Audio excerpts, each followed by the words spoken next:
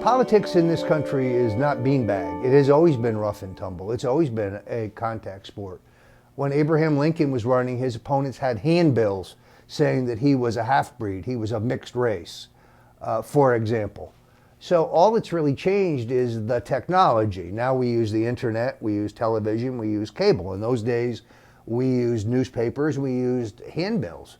When William McKinley ran for president, his campaign manager, Mark Hanna, was the first guy to realize that he could print hundreds of thousands, if not millions, of flyers and distribute them to the 50 states. Since people didn't have reading material and that newspapers were generally passed from person to person, and they moved across the country. You'd finish reading a newspaper, you wouldn't throw it out, you'd give it to somebody else. They would read it, they would pass it to somebody else. Newspapers printed in New York would find their way all the way to California because newspapers were rare and people wanted to read them. And all the newspapers were partisan. You were either hardcore Democrat or hardcore Republican. And if you were in either party, you would print the most scurrilous, negative, vicious attacks on the other party.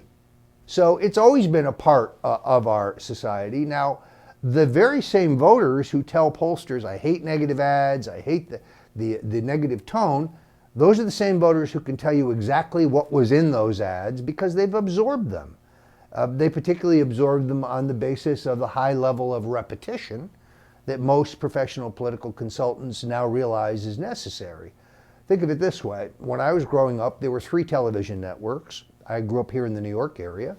So we had ABC, NBC, and CBS.